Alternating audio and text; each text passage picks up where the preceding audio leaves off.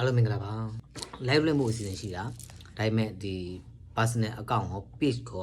live လွှင့်မှု8လပိုင်းအထိကိုလောက်အောင်ပိတ်ခံထားရတယ်။ဘာစလုံးပေါင်းအလိုမှားတင်တာဘာညာဆိုလဲ ban နဲ့ထင်ပါတယ် Facebook ကဆိုတော့လက်ရှိရတော့မျက်နှာတော့ပန်းပွင့်နေတာမဟုတ်ဘူးပေါ့နော်။ဘာကြောင့်လဲဆိုတဲ့အခါကျတော့မနေ့ကလောက်အောင်အဲ့ဒီလောက်အောင်ပြောမှဒီကိစ္စပေါ့နော်ဒီကိစ္စနဲ့ပတ်သက်ပြီးတော့စစ်တူတွေညာတော်တော်နဲ့အိမ်မပြောဘူးကလေးတွေကိုလည်းတနာတာလည်းပါတယ်ဗောနော်တနာလက်ရှိဒီ email ကလေးပေါ့ email ဒီကလေးတွေလက်ရှိကိုနဲ့တည်နေတဲ့ဒီမိတ်ဆွေကလေးတွေကိုတနာတာပါတယ်ကလေးတွေကိုဒီလိုဆက်ဆံတဲ့ကောင်လည်းလောက်အောင်စစ်တူရလည်းပါတယ်ဒါကြောင့်ညာအိမ်မပြောဘူးလောက်အောင်ကလေးတယောက်ကပြီးခဲ့တဲ့လောက်အောင်ဒီကလေးနဲ့တည်တာတော့ကြာပြီ Facebook မှာဒါပေမဲ့သူနဲ့လောက်အောင်နဲ့အဲ့လိုညဆိုရင်ဖုန်းပြောဖြစ်တယ်ပြောဖြစ်တဲ့အခါကျတော့အလုပ်အဆင်မပြေဘူးကျွန်တော်အလုပ်ထွက်ချင်တယ်ပေါ့နော်အဲ့အောင်လာရှင်မှာလာအောင်ရှင်မှာအလုပ်တစ်ခုထွက်တော့မယ်လို့လာပြီးတိုင်မင်းတဲ့အခါနဲ့လာအောင်ထွက်မှလာရငါပြောရမယ်လို့မပြောဘူးဘာကြောင့်လဲ reason ကိုမေးတယ်ဘာကြောင့်ဒီလို reason မေးရလဲဆိုတဲ့အခါကျတော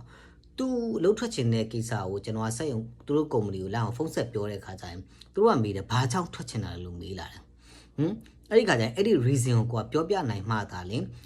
်ခိုင်မာခိုင်လုံအောင်ပေါ့နော်ပြောပြနိုင်မှတိုင်တစ်ဖက်ကအလုပ်ထွက်စာပေးဖို့တကူစဉ်းစားပေးမှဖြစ်တယ်ဒါကြောင့် reason ကိုအမြဲတမ်းမေးတယ်မေးတဲ့အခါကျတော့သူရဲ့မြန်မာအခန်းနဲ့အဆင်မပြေဘူးလို့ပြောတယ်ပေါ့နော်မြန်မာအခန်းနဲ့အဆင်မပြေဘူးလို့ပြောတယ်ဟောကောတော့ဟလာလူတိုင်းမှာမွေးချင်းနေတော့ကျွန်တော်ဒီတမေတွေကမွေးတဲ့သူတော်မှမောင်နှမတွေတက်ချင်မှတက်ရလေနော်တစိမ့်နဲ့တက်ဖို့ဆိုတော့တော်တော်လေးကိုမလွယ်တဲ့ကိစ္စပါဆိုတော့ကွာလေမတဲ့တော့လေအဆင်မပြေဘူးဆိုရင်လည်းမသိချောင်ဆောင်လဲပေါ့ပြီးသွားမှာပဲချိန်တိုင်းအဆင်ပြေသွားတက်သွားမယ်ပေါ့သူကဘာကြောင့်အဆင်မပြေတာလဲဆိုတာလိုက်အောင်မနေသူမမေးပြဘူးပေါ့နော်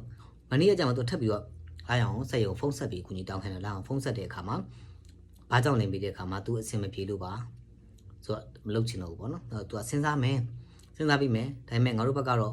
လူသမားတစ်ယောက်ကိုအချိန်နဲ့ရင်းနှီးမြုပ်နှံပေးလိုက်ရတယ်ပေါ့နော်သူပြောတဲ့အတိုင်းပြောတာပေါ့ထွက်ချင်တယ်သူဝါသနာနဲ့သူမကိုက်လို့လှုပ်ထွက်ချင်တယ်ပေါ့နော်ပြောတဲ့အခါမှာငါတို့တွေကသူ့ကိုအလုတ်စမလုတ်တက်ခင်ကလေးကနေပြီးတော့အလုတ်တင်ပြီးဖို့တဲ့အချိန်တွေကိုထူကြလုပ်ခဲ့ရတယ်ပေါ့နော်အချိန်တွေကိုရင်းနှီးမြုပ်နှံခဲ့ရတယ်ပေါ့နော်ရင်းနှီးမြုပ်နှံခဲ့ရတယ်တနေ့လောက်ငါတို့အချိန်ကုန်သွားတယ်သူ့နောက်မှာနော်တနေ့လောက်ပြည့်ပြီးတော့တနေ့လေအခုလှုပ်တက်စဖြစ်လာပြီလွယ်လို့ရလာပြီဆိုတဲ့အခါကျတော့သူကလှုပ်ထွက်မယ်ဆိုငါတို့တော့မနေတာဟုတ်လားတဲ့စဉ်းစားကြည့်ပါဒါလည်းဟုတ်ပါတယ်ဒါလုပ်ငန်းရှင်ဘက်ကိုလောက်အောင်တွေးကြည့်တဲ့အခါမှာဒါမှန်ပါတယ်သူဘက်ကဘာလို့အလုပ်သမားကိုသူအလုပ်သမားကိုဘယ်လိုပြောမလဲဆိုအလုပ်တင်ပေးလိုက်တဲ့သူ့ရဲ့အချိန်ပေါ့နော်အချိန်တွေကုန်သွားတယ်အလုပ်မလုပ်ကောင်းမလုပ်တတ်ခင်ကလေးကလည်းသူ့ကိုလာစားတွေပြီးတော့ရင်းနှီးမြှုပ်နှံခဲ့ရတယ်ပေါ့နော်သူ့အတွက်ပြန်ရအောင်ပေါ့ဒါကတော့ investment လုပ်ရတယ်ပေါ့နော်ရင်းနှီးမြှုပ်နှံပေးခဲ့ရတယ်ဒါပေမဲ့ဒီလိုသမားကလုတ်တက်လာတဲ့အခါမှာအလုံးမလုံးချင်ထွက်မယ်ဆိုတော့ငါတို့ကနစ်နာတယ်ဒါကြောင့်နဲ့ဒီလိုမျိုးပဲငါတို့တွေကနောက်သူထွက်ချင်တော့ငါတို့ပေးထွက်လိုက်တယ်နောက်တို့တယောက်ထပ်ဝင်လာတယ်အဲ့လိုပဲငါတို့အချိန်ကြီးပြန်ရင်းနေမှုပြန်ငါတို့ဘက်ကကြီးပဲလုံးဝ minus တွေပြနေတယ်ပေါ့နော်ဆိုတော့အဆင်မပြေဘူးတဲ့လုတ်ထွက်စာမပေးနိုင်ဘူးကဲကောင်းပြီဒါဆိုရင်လောင်းလို့ပြောပြီးတဲ့အခါကျတော့ပြီးသွားကြတာပေါ့နော်မပေးဘူးဆိုတော့အာနဒီခရီးပြောပြတယ်ညကြမှာဘာဖြစ်လို့လဲမြေထွက်ချင်ရတာလဲမြန်မာနဲ့အဆင်ဘာကြောင့်အဆင်ပြေရလဲဘလို့ကိစ္စကြောင့်အဆင်ပြေညှိကြည့်ပါလားဘာလဲမိတဲ့ခါကျတော့မြန်မာအလုပ်သမားတွေမှာသူအဲ့မြန်မာဒီစက်ရုံရဲ့ခေါင်းဆောင်လို့ပြောလာတယ်မြန်မာထဲမှာခေါင်းဆောင်ပေါ့နော်ဘလို့ယာတူပေးလဲဆိုတော့မပြောတော့ပါဘူးနော်ခေါင်းဆောင်ပေါ့ကိုရီးယားလူမျိုးတွေလောက်အောင်ကြုံခဲ့ရတယ်ပေါ့နော်လောက်အောင်တွေ့နေတယ်မြင်နေရတယ်ကိုရီးယားလူမျိုးတွေလူတယောက်ကိုအလုပ်ထဲမှာခေါင်းဆောင်လို့သတ်မှတ်လိုက်ပြီဆိုရင်ရိုင်းတော့ရိုင်းပါမယ်စကားပြောတာနည်းတော့နားလည်ပေးကြပါကြိုက်ဖို့ခွေးလွတ်ပေးလို့သဘောထားလိုက်ခွေးလွတ်ပေးလို့သူတို့သဘောထားတာငါတို့မကြိုက်ဘူးမင်းကြိုက်ဟုတ်လားငါတို့ကမင်းပြောဒီကောင်းလေးကိုငါမပြောဘူးအမုန်းမ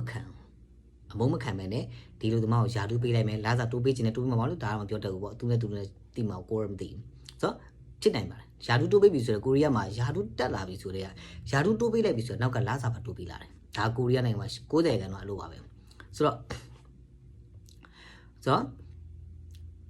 အဲ့လိုယာတူးတိုးပေးတဲ့ခါမှာသူတို့ပြောစရာမလိုတော့တခုဆိုဒီကောင်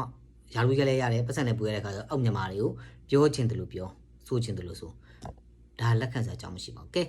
မေဘာဖြစ်တယ်ညာဖြစ်တယ်လောက်ဆိုပြဿနာမရှိဘူးအခုကျတော့တော်တော်ဆူဆူသွားမှာ နောက်အခုပြောရင်အခုစိတ်တူတယ်တော်တော်ဆူဆူတော့ဆိုတော့ဟောနော်ဟိုကလေးတွေဘယ်လိုဆိုမင်းတို့အမြန်မလို့မင်းတို့ငါလှုပ်ထုတ်မှာမင်းတို့လှုပ်ထွက်ချင်တယ်ငါထွက်စာပေးမှာမင်းတို့လှုပ်ထွက်လို့ငါလှုပ်ထွက်စာပေးမှာမင်းရငါရမင်းတို့ငါလှုပ်ထွက်စာပေးမှာမင်းတို့လှုပ်ထွက်လို့ရမှာဆိုတော့ကလေးတွေက तू ကအလုံးမှာဒီကုမ္ပဏီမှာ9နှစ်လားမသိရှိဘူးလို့ပြောတယ်9နှစ်လား6နှစ်လားမသိရှိဘူးလို့ပြောတယ်ဘောနော်ဆိုတော့ကလေးက तू ပြောတာကိုသူ့ရဲ့နောက်မှရောက်လာတဲ့ကလေးဆိုတဲ့အခါ तू စီနီယာပုံစံဖြစ်နေတဲ့အခါကျတော့စီနီယာလည်းဖြစ်တယ်ကုမ္ပဏီက तू ယာတူးတက်တိုးပေးထားဖြစ်တဲ့အခါကျတော့မြန်မာတွေရဲ့ခေါင်းဆောင်တွေဖြစ်နေတယ်ဖြစ်နေတော့ကလေးတွေကိုပြောချင်တယ်လို့ပြောဆိုချင်တယ်လို့စိတ်မပြောမှာမင်းပြော pressure ပေးမှထင်တယ်သူကလည်းအဲ့လိုစွတ်ပြောတယ်ဆိုတဲ့အခါမှာပြောတယ်ဆိုတဲ့အတုစကားပြောတယ်ဆိုတဲ့အခါမှာကလေးတွေကိုစူတယ်ဆိုတဲ့အခါမှာလည်းပညာသားပပနဲ့အေးအေးဆေးဆေးလေးနဲ့ပြောလို့ရတဲ့သူတွေအများကြီးရှိပါတယ်ကိုရီးယားမှာ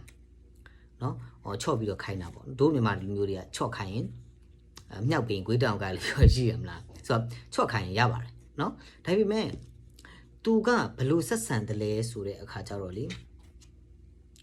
လောက်အောင်လေမနေ့ကလေအဲ့သူ့ရဲ့ message တွေကြည့်ပြီးလောက်အောင်တော်တော်စိတ်တူတာဟိုမင်းတို့ကပေါ့နော်မင်းတို့ကခွေးလိုလုံးခွေးဘယ်လိုလဲနော်ခွေးကောင်တွေပေါ့နော်ဘယ်နှခေါက်ပြောမင်းတို့တွေကခွေးလိုပဲလုပ်တယ်ခွေးတော်မှာငါစကားပြောရင်ငါစကားကိုနားလည်အောင်ပဲပေါ့နော်ခွေးတော်မင်းတို့ထပ်ပို့တော်တယ်ပေါ့သိလားအဲ့လိုတွေပြောတယ်ပြောပြီးတဲ့အခါမင်းတို့စောက်စင်းဟာအဲ့လိုတွေပြောတာသိလားအဲ့သူတို့ group chatting ရှိတယ်ထင်ပါတယ်သူတို့လူသမားတွေအဲ့ company ကလူသမားတွေသူတို့မြန်မာချင်းချင်း group chatting ရှိပဲထင်ပါတယ်သူခေါင်းဆောင်ဆိုတာ chatting ထဲမှာပြောနေကြတာဆိုတော့အဲ့ဒီရဲ့ပြောတဲ့ဟာတွေကလေးတွေကလိုက်အောင်အကုန်လုံးပို့လာလိုက်အောင်ကြည့်ပြီးစိတ်ထဲလည်းမကောင်းဖြစ်တယ်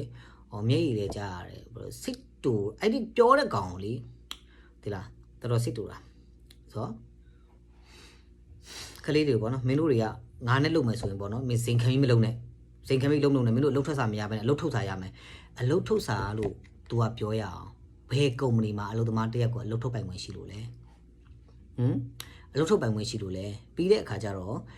तू ကတထေးလားလာစာပေးထားတာတထေးရပေးရလား तू ကပေးရလားအလုပ်စာသူချုပ်တဲ့သူဟာ तू လား तू ကတထေးလားတထေးရတထေးလားနော်ဆိုတော့ဘယ်လိုအောက်ခြေလွတ်နေကြလားယာတူလေးတစ်ခုပေးလိုက်ပြီးဆိုတာ ਨੇ ယာတူလေးတစ်ခုပေးသွားတာ ਨੇ အောက်ကကလေးတွေဖိတယ်ဆိုတော့ဒါခေါင်းဆောင်ကောင်းမပြီးတော့ဘူးလို့ခေါ်တယ်သိလားဆိုတော့အခုလောက်အောင်ဒီဗီဒီယိုလေးကြည့်ရင်ကြည့်ကောင်းကြည့်ပါကြည့်လို့ကြည့်အောင်လောက်အောင်တကယ်တင်တာဒါပေမဲ့ name တော့မထည့်ထားပါဘူး name တော့မထည့်ထားဘူးဒါပေမဲ့အဲ့လိုမှုချိုးမြချိုးတွေဆဲတာတွေလည်းရှိတယ်မလို့ခွေးသားဆောက်စီးလောက်တွေရောအစုံမဲသိလားမင်းတို့ဆောက်စင်းနဲ့ငါ့ကိုလာစင်ကွဲငါရှင်းလို့ရရလေပါလေ message တွေလောက်မှာအကုန်ရှိတယ်ဒီ access တွေလောက်အောင်ပို့ခိုင်းတာလောက်အောင်တင်ထားတယ်အဲ့ဒီ access ဘာကြောင့်တင်ထားလဲဆိုတဲ့အခါကျတော့ဆက်ပြောမယ်ဆိုတော့အဲ့လိုပြောတဲ့အခါကျအားကြောင့်ကိုကြီးရဲ့နည်းနည်းချင်းလည်းမဆိုင်ဘူးစကားတိုင်းပြောချင်တယ်မင်းတို့ပါစမ်းမပါဘူးလား तू ကတထေးလားမင်းတို့ तू ကလာစာပေးနေရလားကုမ္ပဏီကလာစာပေးရလာ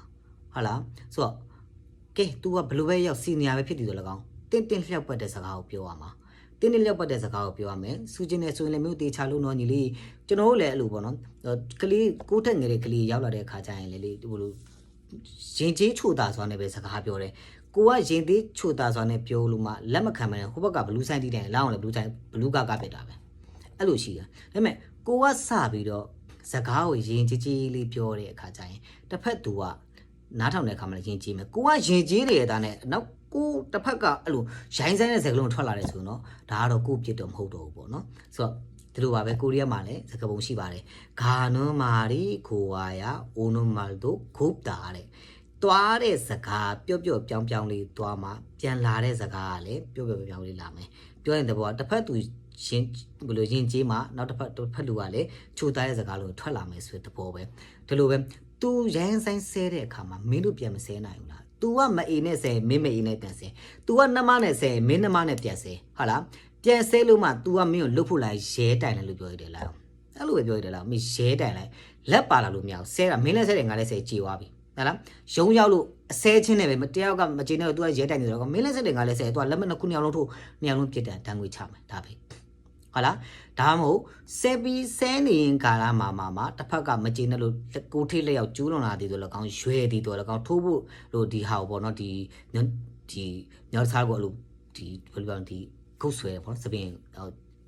လေဘင်းကိုပေါ့နော်လေဘင်းဆွဲပြီးလုပ်တဲ့အခါကျရင်တော့ရဲတခါတယ်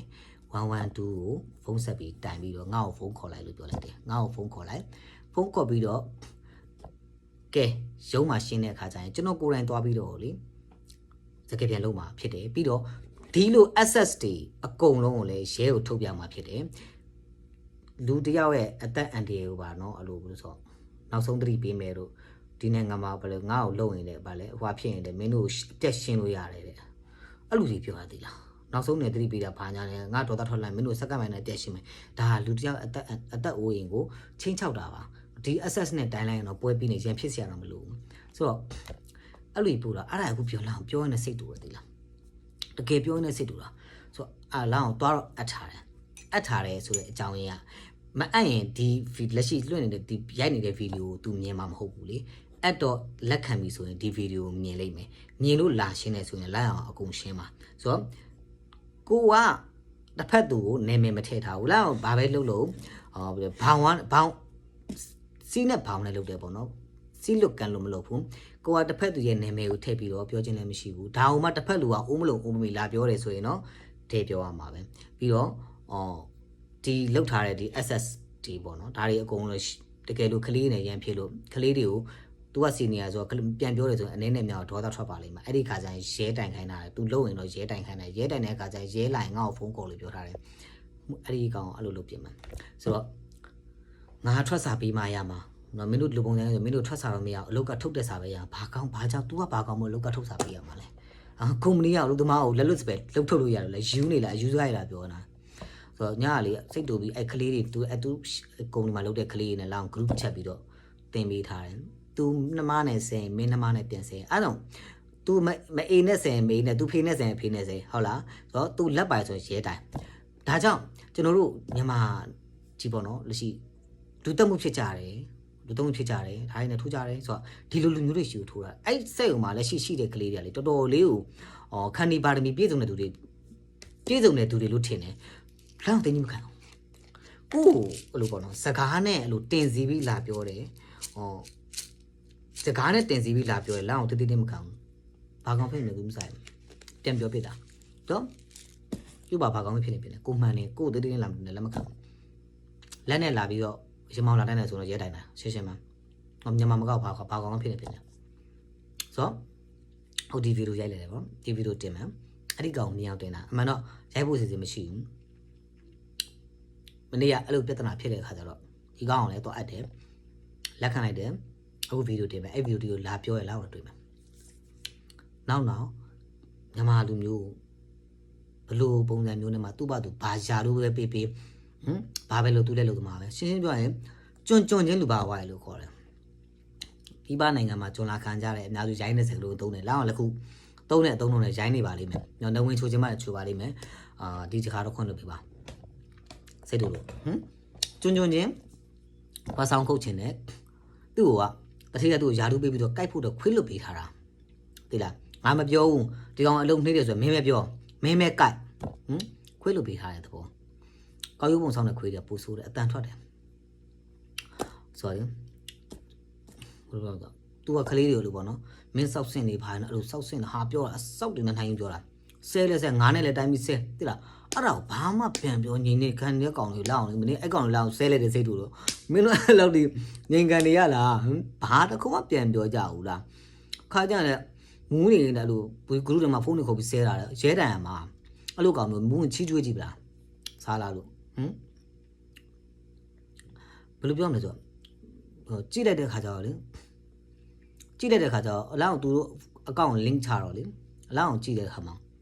မိဘအယောင်စင်းမထွက်ဘူးတာသမီနိုင်ငံခြားမှာမိဘတွေဒီကြောင်ဒီကြောင်မအယောင်စင်းမထွက်ဘူးဘာကြောင့်လဲသိလားမိဘအယောင်စင်းမထွက်ဘူးဆိုတော့လေတာသမီပေါ့အများကြီးမူတည်တယ်ကိုမွေးတဲ့မိဘအယောင်စင်းမရှိဘူးတာသမီကတော့ကားတွေစီးဇိမ်ခံပစ္စည်းတွေတုံးပြီးတော့တောက်ပြောင်တယ်မိဘရဲ့ကြည့်တော့မွဲတေးနဲ့ပုံနေနဲ့ဆိုတော့အဲ့မှရင်ကိုသုံးသက်လို့ရတယ်မိဘတယောက်